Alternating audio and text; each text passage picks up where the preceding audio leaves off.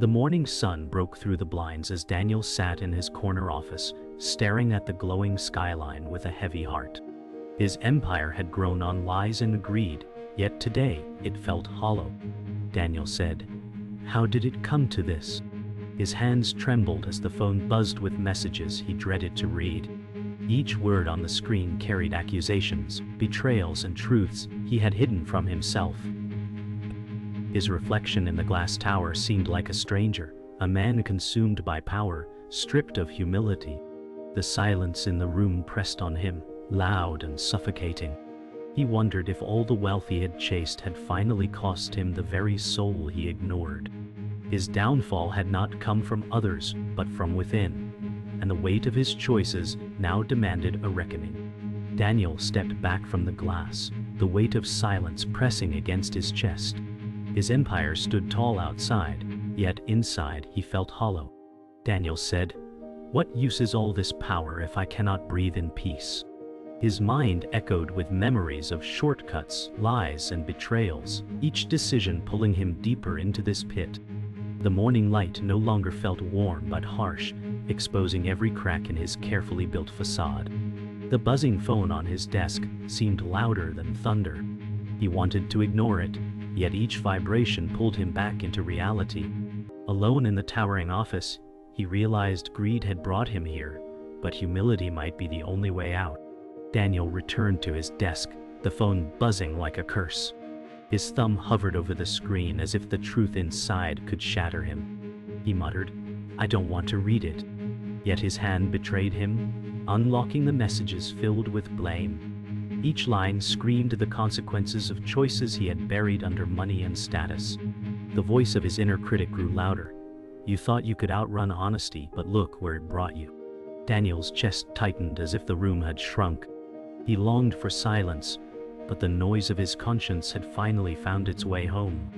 The phone slipped from Daniel's hand and clattered onto the desk. He leaned back in his chair, staring at the ceiling as if searching for air. Daniel whispered, "It was never enough, never enough."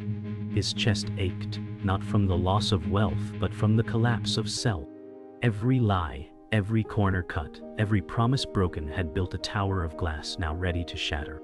The silence of the room was broken only by his shallow breaths. The mighty city outside continued its rhythm, indifferent to his unraveling. Daniel realized the world never needed him to rise. It only demanded he live with the choices he made.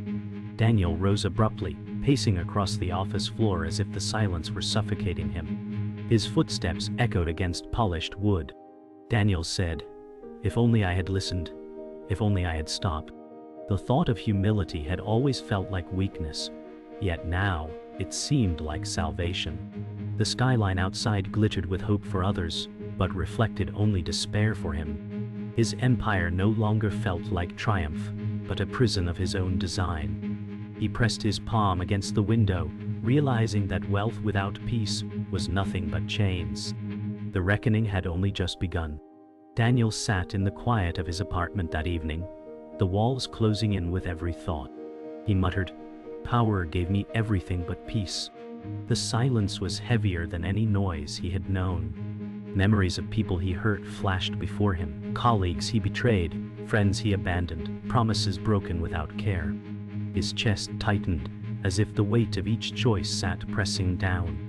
The empire outside glowed with lights, but it felt distant, like a kingdom no longer his. He clenched his fists and whispered, "I chased greed, but what did I lose?" The question hung in the air, unanswered, as shadows stretched across the room like ghosts of his past. The next day, Daniel met Thomas, his old mentor, in a quiet cafe tucked away from the chaos of the city. Thomas said, "You look tired, Daniel. Greed has taken more than it gave." Daniel looked down, ashamed, unable to meet his eyes. He felt like a child again, caught in the act of dishonesty. Thomas leaned forward, voice calm but firm. "You have to ask yourself what matters more, power or peace." Daniel's throat tightened as he whispered, "I don't even know who I am anymore." Thomas placed a steady hand on the table, his presence unshaken, reminding Daniel that even broken men can find new beginnings. Daniel walked along the riverbank after the meeting, his mentor's words echoing in his head. The city skyline shimmered across the water, but he felt no pride. Daniel thought, I built towers, yet I lost my soul. He saw families laughing on benches, couples walking hand in hand, strangers simply living without the burden of greed. The contrast pierced him deeply. He whispered, all my victories were empty. The voice of his inner critic hissed, you're nothing without wealth. Daniel shook his head as if to silence it, realizing he had mistaken chains for crowns. The night air felt colder, but the truth was clearer. Later that night, Daniel sat on a park bench, staring at the sky painted with faint stars beyond the city glow. He said softly, maybe humility was never weakness. Maybe it's the strength I feared. His chest loosened slightly, as if the thought gave him air. For the first time in years, he imagined life without greed at its core. He pictured apologies, forgiveness, a chance at peace. The critic's voice returned. They'll never forgive you. But Daniel countered, I'll start by forgiving myself. A tear rolled down his cheek, and for once, it wasn't out of loss, it was the fragile beginning of hope. The following morning, Daniel looked into the mirror of his apartment bathroom, studying the man staring back. His reflection no longer carried the weight of triumph, but the scars of mistakes. Daniel said, you can't run anymore. You must change. His jaw tightened, his eyes red but resolute. The critic whispered, you're broken beyond repair. Daniel shook his head firmly, whispering back, no, I'm not done yet. He understood the road ahead would be long, painful, and uncertain. Yet, for the first time, he felt that humility, not greed, might light the way.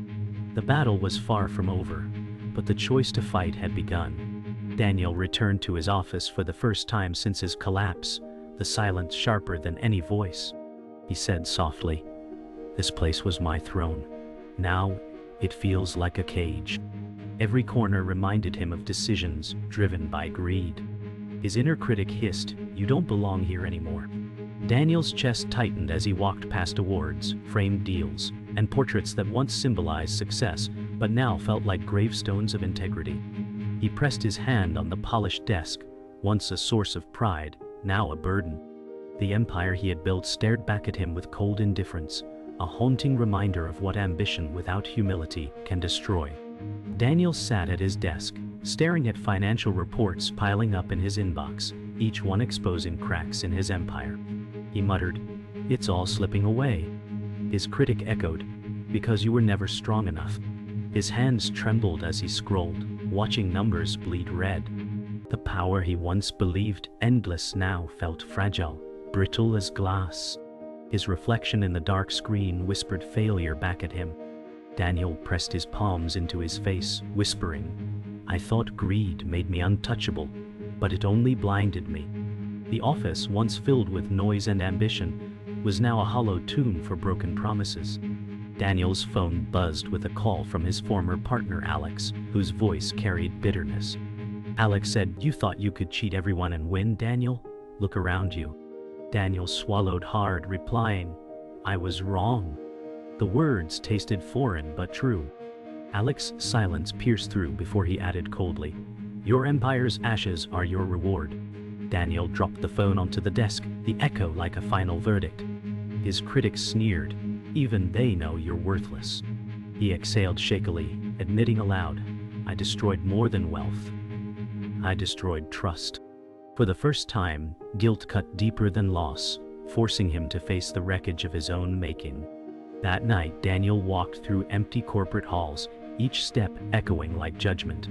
His critic's voice trailed him, this is what you built, an empire of lies. He touched the cold walls, imagining the laughter and ambition they once held.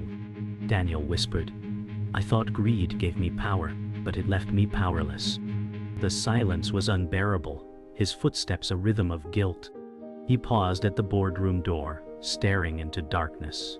The seats empty yet filled with memories of manipulation and betrayal. For the first time, he admitted aloud, I am the architect of my own ruin. His voice broke, shattering the stillness.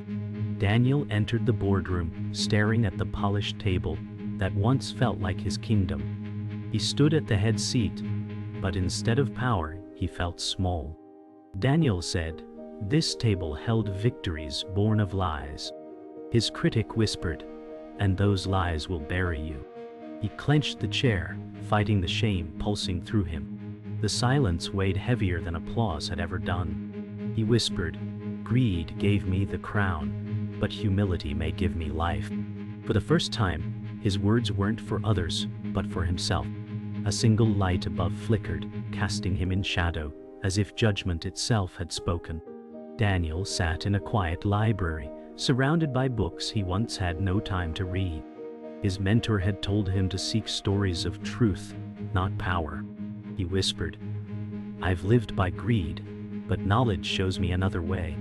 The silence of the room carried the wisdom of those who had walked before him. He ran his hand over worn pages, each word a reminder of the humility he lacked. The inner critic hissed, "You'll never change, no book can save you." Daniel exhaled, replying, "Maybe not, but perhaps they can teach me to save myself." For the first time, hope stirred through the cracks of shame. Later, Daniel met Sarah, a former colleague who had walked away from greed years ago. She smiled warmly, saying, "I chose peace over power, Daniel, and I never regretted it." He felt a pang of envy, but also admiration. Her presence was living proof that change was possible. Daniel admitted, "I feared humility would make me weak, but I see it made you stronger." Sarah replied gently, "Strength isn't in wealth, it's in honesty." The critic growled within him, "You'll never be like her." Daniel silenced it with a whisper, "But I can try."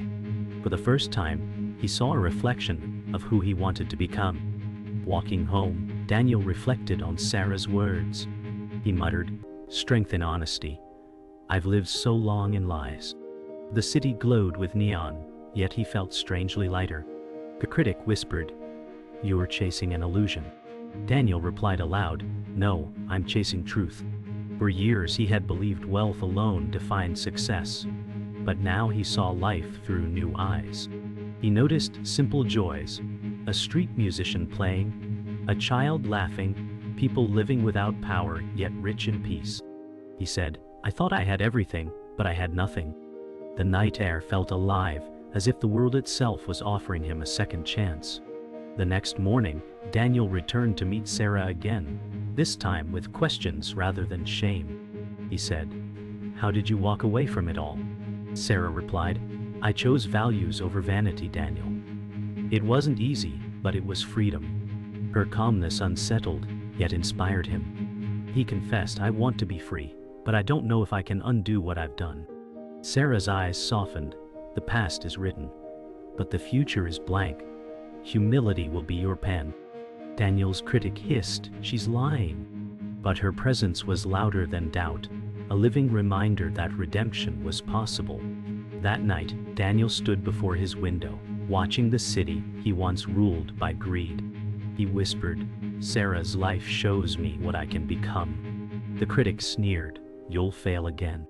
Daniel clenched his fists, replying, "Not if I choose humility." He realized success wasn't about empires, but about peace, trust, and truth. His reflection in the glass no longer looked like a stranger. It looked like a man beginning to change. For the first time, he felt that his story wasn't ending but beginning anew. He whispered, "The crown I wore was greed, but the crown I need is humility." Daniel walked into the boardroom for a final meeting with his former partners. The atmosphere was cold, heavy with unspoken resentment. One of them, Richard, said sharply, "You ruined us, Daniel." His throat tightened as he muttered, "I ruined myself too." The critic screamed inside, "They'll never forgive you." Daniel looked around the table where power once felt intoxicating, but now it felt like a courtroom. He whispered, "I chased greed, and it burned everything." The silence that followed was heavier than their anger, forcing him to confront the ruins of the empire he built with lies. Richard slammed a folder onto the table, papers spilling out with evidence of betrayal. Richard growled, "You cheated us, Daniel. Every deal was a lie." Daniel's chest ached as he replied, "And every lie cost me my soul." Critic whispered, They'll destroy you now." His hands trembled as he reached for the documents, each page exposing a truth he could no longer deny. The silence of his former allies was not forgiveness. It was judgment. Daniel lowered his head, realizing greed had not only robbed him of wealth but of trust, and trust was far more priceless than money. Daniel sat in silence as the room filled with accusations. Another partner hissed, "You thought you could walk away clean, but we'll bury your name." Daniel muttered, "My name is already ash." The critic sneered, "Yes, you are nothing."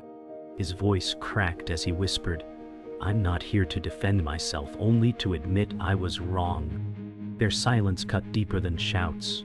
For the first time, Daniel no longer felt anger or pride, only the crushing weight of truth. He realized the greatest punishment was not their hatred, but his own reflection staring back at him with shame. Daniel rose from the table, his voice steady though his body trembled. He said, "I came here to admit the truth, not to fight. Greed consumed me, but it will not define me anymore." The critic screamed, "They'll laugh at you." Yet no laughter came, only silence heavy with disbelief. His former partners exchanged glances, unsure if this was weakness or courage. Daniel's breath shook as he added, "You can strip me of everything, but I'll face myself with honesty."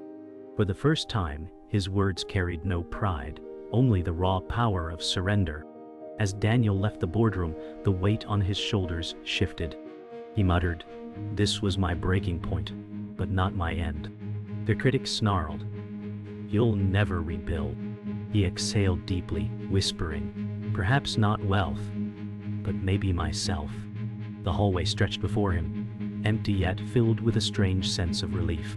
Every step felt like a release from chains he had carried for years. Owned. For the first time, he wasn't running from greed, he was walking toward humility. The doors closed behind him like a final chapter, leaving him free to write another story. Daniel woke before dawn, standing barefoot in his apartment as the first light of morning crept through the blinds. He whispered, "This is where change begins." His reflection no longer felt like a stranger, but a wounded man seeking truth. The critic sneered, "You'll always fall back." Daniel closed his eyes, inhaling deeply, and replied, "Not this time." He poured the whiskey from his shelf down the sink, listening to the liquid drain like the past leaving him. It was painful, but for the first time, it felt like freedom. He said quietly, "Greed chained me, but humility will free me." Later that morning, Daniel sat across from his mentor Thomas once again. His voice was quieter, but steadier. Daniel said, "I'm done running from myself." Thomas nodded, eyes filled with pride. He replied, "The first victory is silence over the critic within." Daniel felt the truth in those words, his chest lighter than before. The critic hissed faintly, "You'll never escape me," but its voice no longer carried the same weight. Daniel looked at Thomas and said, "I want to live with peace, not power." The mentor placed a hand on his shoulder, grounding him, reminding him that the journey had only just begun. Daniel walked to a community shelter that afternoon, carrying a box of supplies. He had never stepped into such a place before, but something urged him to give back. A volunteer smiled. "Thank you. We need all the help we can get." Daniel nodded, humbled, whispering, "I took too much for too long. It's time to give." His critic tried again. "This doesn't erase your sins." He replied aloud, "It's not about erasing, it's about becoming." For the first time, his actions felt purposeful, not performative. Every step he took among those in need felt like steps toward redemption. That evening, Daniel walked alone through a quiet park. He paused at a bench, hearing laughter nearby, children running, families gathered. For years he had passed scenes like this without thought. Now, they felt like lessons in simplicity. He whispered, "Peace was here all along. I just refused to see it." The critic murmured faintly, "You'll never deserve this life." Daniel exhaled, replying, "I don't have to deserve it. I just have to choose it." For the first time, the critic's voice felt weak, fading into silence. His heart, once chained by ambition, felt light enough to breathe. Later that night, Daniel stood again before his apartment window, the skyline spread before him. Unlike before, the glass no longer reflected a man lost in greed, but one ready for change. He whispered, "The voice of doubt will not own me." The critic hissed weakly, "You'll fall again." Daniel clenched his fists and answered, "If I fall, I'll rise with humility." For the first time, the silence inside him was not heavy, but freeing. He closed his eyes, breathing in deeply, and said, "This is not my end. This is where I begin." His reflection stared back, steady and unbroken. Daniel stepped into the community shelter, not as the broken man hiding from guilt, but as one willing to serve. The sound of clattering trays, voices calling orders, and children laughing surrounded him. He smiled faintly, carrying stacks of plates to a table of weary families. A boy tugged at his sleeve and whispered, "Thank you." Daniel knelt down, meeting his wide, hopeful eyes. He replied softly, "No, thank you for teaching me what matters." The critic's faint whisper clawed weakly, "They will always see you as the man who betrayed," but its voice felt like smoke in sunlight, dissolving, powerless. Daniel carried more trays, noticing how gratitude filled the room like light. His heart swelled as he whispered under his breath, "Greed gave me nothing. Humility gives me everything." That evening, Daniel met Sarah at the cafe that had once hosted his confession of shame. The smell of roasted beans and quiet clinking of cups wrapped the air with comfort. Sarah studied him carefully, then smiled. "You've changed, Daniel. There's a calm in you now." He leaned forward, answering, "I silenced the critic. I chose humility." She rested her hand on her mug, nodding. Humility isn't defeat. It's strength that refuses lies. Daniel exhaled slowly, the words striking deep. For years he had thought her peace was unreachable, but now he realized it had never been far. The critic hissed faintly, "This won't last," but Daniel shook his head and said, "It will last because I choose it daily." Sarah's smile deepened, and in her eyes he saw not judgment, but belief. Daniel walked through the neon-lit streets, once the stage for his pride and empire. Now, he wandered not as a ruler, but as a man relearning life. Music from a street guitarist echoed, laughter spilled from crowded stalls, and neon reflected across rain-slicked pavement. He whispered, "The world didn't need my power. It needed my presence." For years he had thought peace came from towering glass buildings, yet peace lived here in small joys. The critic's faint voice tried once more, "You're still broken," but Daniel smiled softly and whispered, "No, I am healing." Every step through the vibrant night was no longer conquest, but surrender. For the first time, the city didn't reflect greed, it reflected freedom. At dawn, Daniel stood at a rooftop garden, overlooking the city skyline. The air was cool, the horizon painted with pink and gold. He whispered, "I built towers of greed, but today I plant seeds of peace." Flowers bloomed around him, fragile yet powerful, proof that growth always begins small. Birds called faintly as the sun rose, bathing skyscrapers in light. He remembered Thomas's words, "The first victory is silence over the critic within." Daniel breathed deeply, hearing only silence now. Not the silence of shame, but the silence of freedom. His reflection in the glass railing was no longer fractured. He whispered, "This is where life begins again." That night, Daniel stood once more at his apartment window. The city below pulsed with golden lights, neon flickers, and stories unfolding beyond his control. He placed his hand firmly on the glass and whispered, "From greed I fell, but through humility I rise." His reflection stared back, no longer fractured but whole, calm eyes, and a faint smile. The critic's silence was not oppressive but freeing, the absence of chains he had carried for decades. He whispered, "This is my truth. This is my peace." His lips curved into a smile, not of conquest, but surrender. For the first time, Daniel was not afraid of who he was. His story ended not with wealth, but with the strength of humility, and in that quiet moment, he felt truly alive.